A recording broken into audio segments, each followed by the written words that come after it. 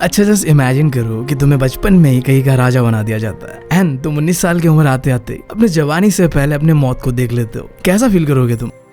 मेरे साथ अन्याय हुआ है। तो आज का हमारी स्टोरी भी कुछ ऐसा ही है। हम जानेंगे एक ऐसे राजा के बारे में जिसे बचपन में ही रूलर ऑफ इजिप्ट बना दिया जाता है। अब किताब में ना रूलर ऑफ इजिप्ट यानी कि फेरोस कहा गया है। अब इजिप्ट के लोग अपने राजा को फेरोस कहते थे, यानी कि गॉड के समान, ठीक है। बट भाई का किस्मत देखो, बचपन में ही राजा तो बना दिया जाता है बट भाई ने अपने जवानी देखने से पहले अपनी मौत को देख लिया। मतलब यार पूरा जवानी वेस्ट कर दिया भाई ने तो आज का हमारा स्टोरी है द किंग टट के बारे में। आज का हमारा स्टोरी है द डिस्कवरिंग टट द सागा कंटिन्यू के बारे में। बट इससे पहले मैं हूँ तुम लोगों का दोस्त और होस्ट बीवी, निकल चुका हूँ एक स्टोरी टेलर बनने के जर्नी पे। एक्सपर्ट नहीं हूँ बट हाँ वो चीजें करने का ट्राई कर रहा हूँ जिससे मुझे अच्छा फील हो और तुम लोगों को ये स्टोरी मरते दम तक याद रहे। तो इसी बात के साथ करते हैं शुरुआत।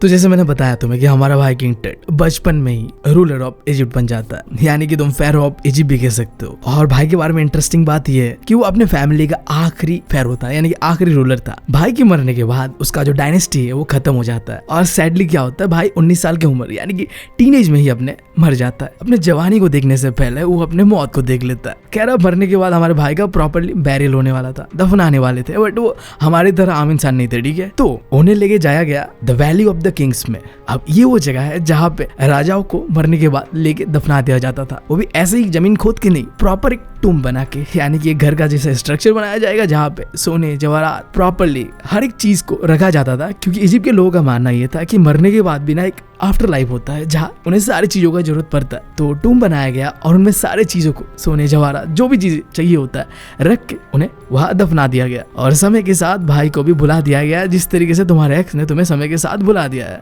हाँ चलो ये नहीं बोलना था, पता नहीं मैं तुम लोगों की दुखती नस में क्यों हाथ रख देता हूँ, साथ साथ में अपने भी रख देता हूँ। खैर लगभग उसके मरने के 3300 साल बाद एक बंदा आता है जिसका नाम होता है हावर्ड कार्टर। अब इस बंदे ने किंग ऑफ वैली के अंदर पे हमारे भाई किंग टट का टूम को डिस्कवर कर लिया था। कब बोलूं तो 1922 को। एंड उसके बाद से आज तक लोग ना एक थ्योरी लगा रहे थे कि इतने जवानी में ये बंदा कैसे मर गया। लोगों का मानना ये था कि किंग टट यानी कि हमारा भाई को मोस्ट प्रोबेबली किसी ने मर्डर कर दिया होगा जिसकी वजह से वो बड़ी जवानी में ही मर गया था। तो सबके बीच ये मिस्ट्री चल रहा था। सो बैक टू प्रेजेंट 2005 5 जनवरी शाम के 6 बजे। देखो मान के चलना कि इस स्टोरी के अंदर में 2005 ही प्रेजेंट का बात कर रहा है, ठीक है। टाइमलाइन बहुत कॉम्प्लेक्स है, आगे मैं बताऊंगा तुम्हें, बट अभी समझ लो कि शाम के 6 बजते 5 जनवरी 2005 किंग टट का मम्मी को उसके टूम से निकाल के सिटी स्कैन करने के लिए लेके जाया जा रहा था, ये जानने के लिए कि क्या हुआ था उनके साथ। तो लोग आते हैं द वैली ऑफ किंग पे एंड हमारे भाई को अपने टूम से निकाल के लेके जा रहे थे। अब जब लेके जा रहे थे तो रेगिस्तान के तूफानी रेतीली हवाएं इस तरीके से उन्हें सता रहे थे ना, मतलब माना जाता है इजिप्ट के अंदर पे अगर तुम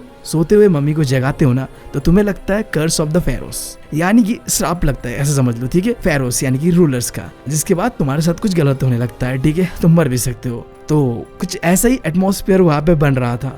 अब हमारा जो भाई किंग टट था ना वो पहला मम्मी था इजिप्ट के अंदर पे जिसका सिटी स्कैन होने वाला था, क्योंकि इसके साथ ना कई सारे मिस्ट्री जुड़े हुए थे कि कैसे मरा था, इतने जवानी में क्यों मर गया था। तो इन सारे मिस्ट्रीज को जो कि आज से 3300 साल पहले हुआ था वो आज खुलने वाला था इस सिटी स्कैन के बाद। जिस वजह से जिस शाम को हमारे भाई को सिटी स्कैन करने के लिए लेके जाया जाने वाला था ना, उसी शाम को टूरिस्ट का लाइन लगा हुआ था भाई के टूम के बाहर। दुनिया भर से लोग आए हुए थे ये जानने के लिए कि कौन है किंग टट और क्या मिस्ट्री जुड़ा हुआ है इसके साथ। लगभग उनका जो टूम होता है वो 26 फीट अंडरग्राउंड पे था, फिर भी लोग लंबा लाइन लगा के बैठे हुए थे। टूम के अंदर में लोग देख रहे थे जो वॉल्स के अंदर पे पिक्चर्स था जहाँ किंग टट का लाइफ को दिखाया जा रहा था। कुछ लोग उस टूम के बारे में जो एक बुक बना हुआ था उसे पढ़ रहे थे और कुछ लोग शांत थे और ये मनी मन सोच रहे थे कि इतने जवानी में ये राजा कैसे मर गया, क्या हुआ होगा इसके साथ, वही जो सब जानना चाहते थे, मिस्ट्रीज ऑफ किंग टट। और इसी के साथ साथ कुछ लोग ऐसे भी थे जो घबरा रहे थे कि अब जो किंग टट का मम्मी को हमने यहाँ से निकाल के लेके जा रहे हैं सिटी स्कैन करने के लिए, इससे हमने क्या कर दिया है, फेरोस को जगा दिया है। और जब हम फेरोस को नींद से जगा देते हैं ना तो हमारे ऊपर लगता है the curse of the pharaohs, यानी कि हमारे ऊपर अब श्राप लगने वाला है और हमारे साथ कुछ बुरा होने वाला है।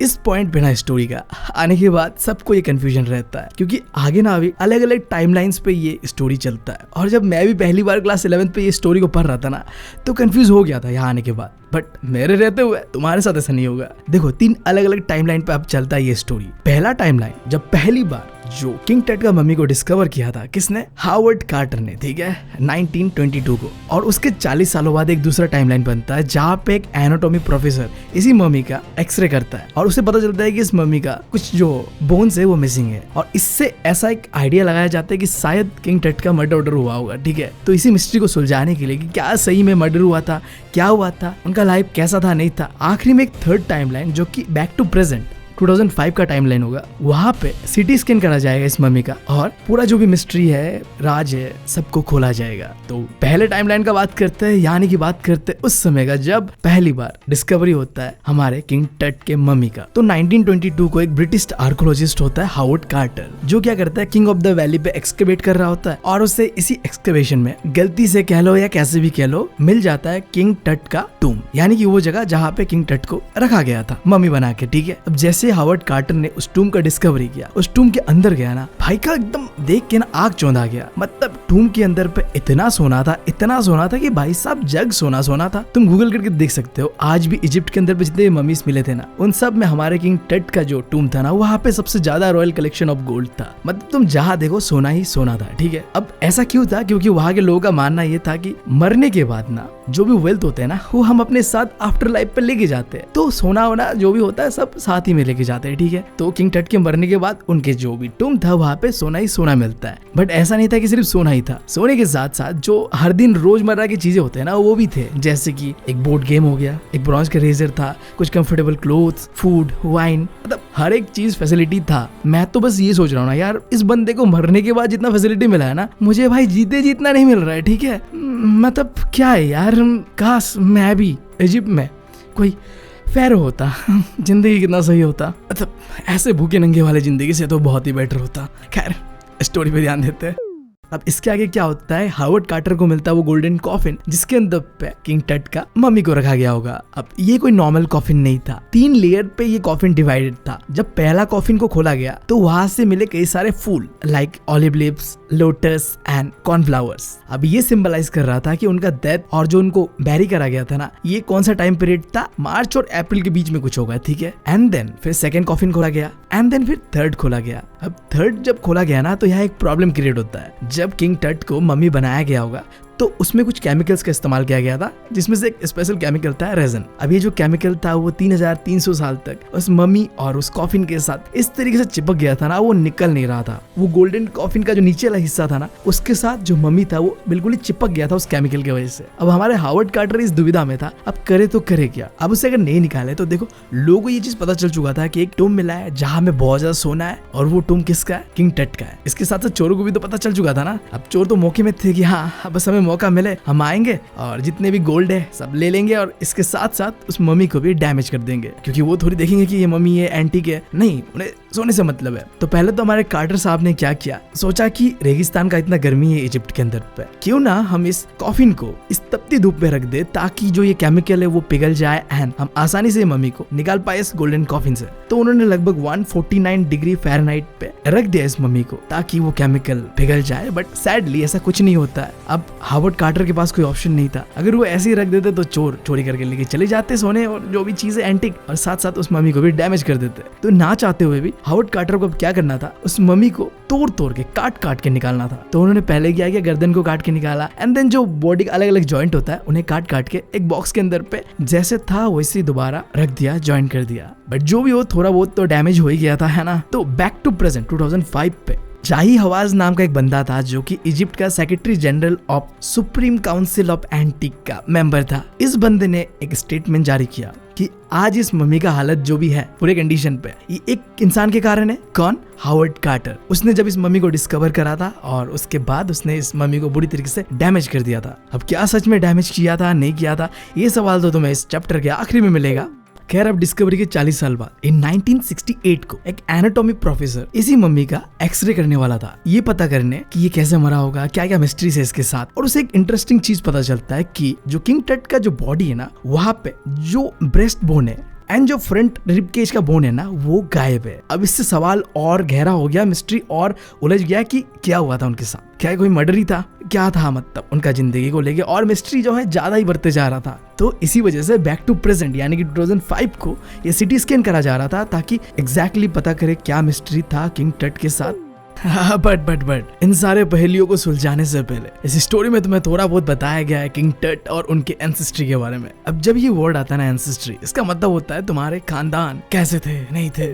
आमीनहोटेप द थर्ड, ये था ग्रैंडफादर या फादर किंग टट का, ठीक है। एग्जैक्टली नहीं पता, हिस्ट्री में ऐसे ही होता है, तुम्हारे पास एग्जैक्ट एक्यूरेट इन्फॉर्मेशन नहीं होता है, तुम प्रेडिक्शन कर रहे होते हो, या तो हो सकता है उसका बाप ही हो या उसका दादाजी, कुछ भी होगा, बट था कोई, ठीक है। ये क्या होता है, उनका जो एंसेस्ट्री के अंदर में सबसे पावरफुल रूलर या फिर फेरो होता है, ठीक है, जो कि लगभग रूल करता है 4 डिकेड्स यानी 40 साल तक। एंड देन समय के साथ ये बुरा हो जाता होगा, मर जाता होगा, एंड देन इसका बेटा आता है जिसका नाम होता है आमीनहोटेप द फोर्थ। पहले ऐसा ही होता था, ठीक है, बाप के नाम के आगे थर्ड लगा दो, फोर्थ लगा दो, मतलब तुम आगे ऐसे जाते रहोगे, ठीक है। अब देखो, पता है तुम्हें कि खानदान में 2 तरीके के लोग होते हैं, एक ऐसे जो मतलब खानदान का नाम रोशन कर देते हैं, यू नो, टीवी में, न्यूज़पेपर्स में फोटो छपवा देते हैं, एंड दूसरे ऐसे होते हैं ना, अब मेरे जैसे नालायक, जिन्हें यार फैमिली याद तक नहीं करना चाहते, और तो मन में सोचते होंगे कि ये पैदा ही क्यों हो गया है। तो कुछ ऐसा ही था हमारा आमीनहोटेप द फोर्थ। मतलब भाई ने इतने भयंकर कांड किए ना, अभी मैं तुम्हें बताऊंगा, जिसकी वजह से इसे कहा जाता है सबसे अजीब यानी कि स्ट्रेंज किंग ऑफ इजिप्ट।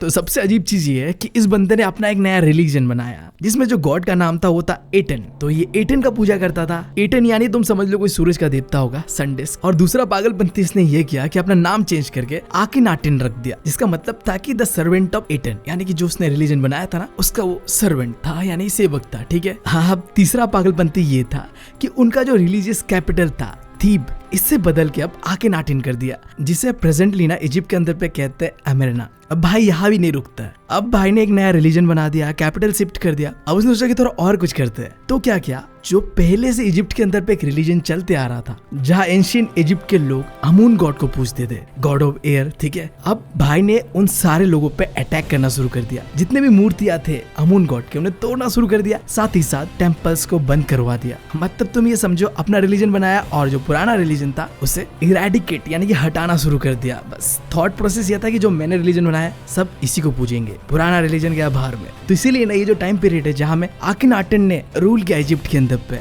इसे पूरे एंशिएंट इजिप्ट का जो हिस्ट्री था वहाँ पे सबसे भयानक टाइम पीरियड कहा जाता है, जहाँ में रिलीजन के नाम पे बहुत एट्रोसिटीज हुआ जो अमून गॉड को पूजते थे उन लोगों के साथ। अब इसके बाद एक मिस्टीरियस रूलर आता है जो कुछ समय तक रूल करता है, एंड देन इसके बाद आता है हमारा भाई किंग टोट। मैंने बताया ये बहुत ही कम उम्र में, लगभग 9 से 10 साल की उम्र में बन जाता है द फेरो ऑफ इजिप्ट यानी कि रूलर ऑफ इजिप्ट, एंड 19 साल की उम्र में ये मर जाता है। अब जैसे हमारा भाई रूलर ऑफ इजिप्ट यानी कि द फेरो ऑफ इजिप्ट बनता है ना, तब उसका नाम होता है टूटनखाटन। बट भाई हमारा फेरो बनने के बाद यानी कि रूलर ऑफ इजिप्ट बनने के बाद अपना नाम चेंज करवाता है। अब उसे लोग बुलाने लगे टूटनखामुन। सिंपली इसका मीनिंग ये था द लिविंग इमेज ऑफ आमून, यानी कि आमून जो गॉड था ना, उसी का ही एक लिविंग इमेज यानी कि जिंदा रूप पे वही है, भगवान ही है, ठीक है, आमून का ही रूप है। अब नाम से समझ आ रहा है, जब आमून का भक्त है तो फिर आमून जो रिलीजन था उसे भी प्रमोट करेगा, यानी कि जो कांड किए थे पहले में 18 गॉड के आने की वजह से, अब वो सारी चीजों को ही सुधारता है, आमून रिलीजन को प्रमोट करता है। जो भी गलत चीजें इजिप्ट के अंदर पे हुए थे आमून के बिलीवर्स के साथ, वो सारी चीजें सुधारता है। और सैडली मैंने बताया 19 साल की उम्र में एक यंग फेरो मर जाता है और अपने डायनेस्टी का भी अंत कर देता है। और कंफ्यूज मत होना, ये जो टूटनखामुन है यही जो शॉर्ट फॉर्म में हम इसे कहते हैं किंग टोट, ठीक है।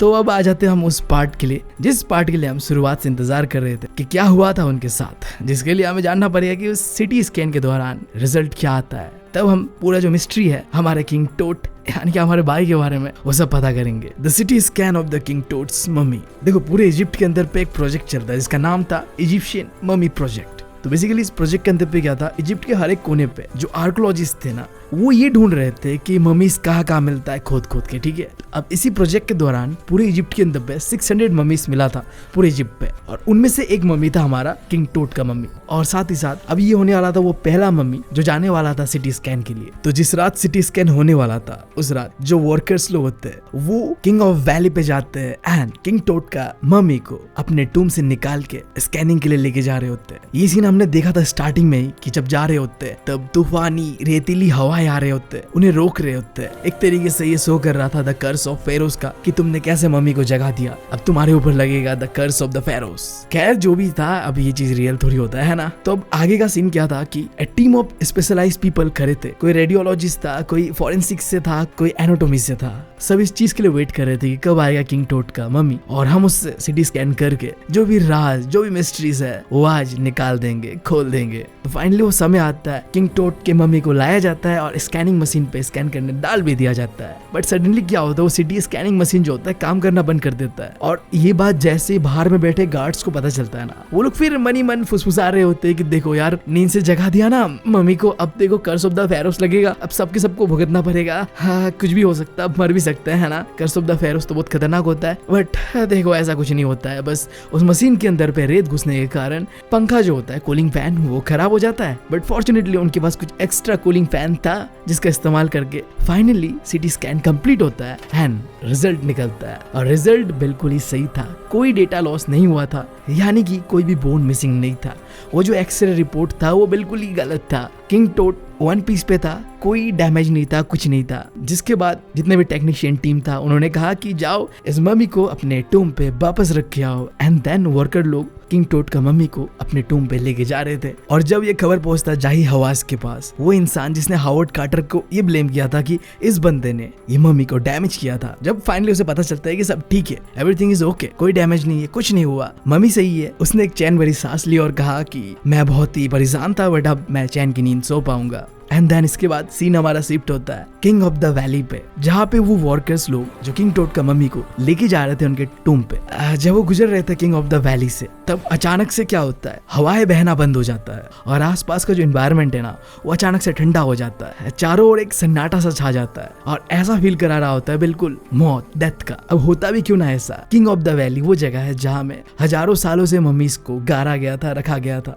अब ऐसा एनवायरनमेंट तो होना मतलब नॉर्मल चीज था। एंड देन जैसे वो पहुंचते किंग टोट के टूम के पास, ऊपर में देखते वो लोग कि एक ओरियन कॉन्स्टेलेशन बना हुआ था। अब इस ओरियन कॉन्स्टेलेशन का सीन कुछ ऐसा है कि देखो, इजिप्ट के लोगों का मानना ये था कि ये जो ओरियन कॉन्स्टेलेशन है ना, ये और कुछ नहीं ओसाइरस का सोल है। अब ओसाइरस क्या है बोलो तो आफ्टर लाइफ का गॉड है, समझ लो। अब सिंपली इस चीज को देख के यही प्रेडिक्शन करा गया कि ये ओसाइरस क्या है, आफ्टर लाइफ का गॉड है। और आफ्टर लाइफ का जो गॉड है ना, वो हमारे यंग किंग के मरने के बाद भी उसके मम्मी को प्रोटेक्ट कर रहा था, देख रहा था कि कहीं ये लोग हमारे फेरो को अपने नींद से जगा के कोई प्रॉब्लम तो क्रिएट नहीं कर रहे हैं एंड ऑल। और इसी के साथ हमारा ये स्टोरी जो होता है कंप्लीट होता है।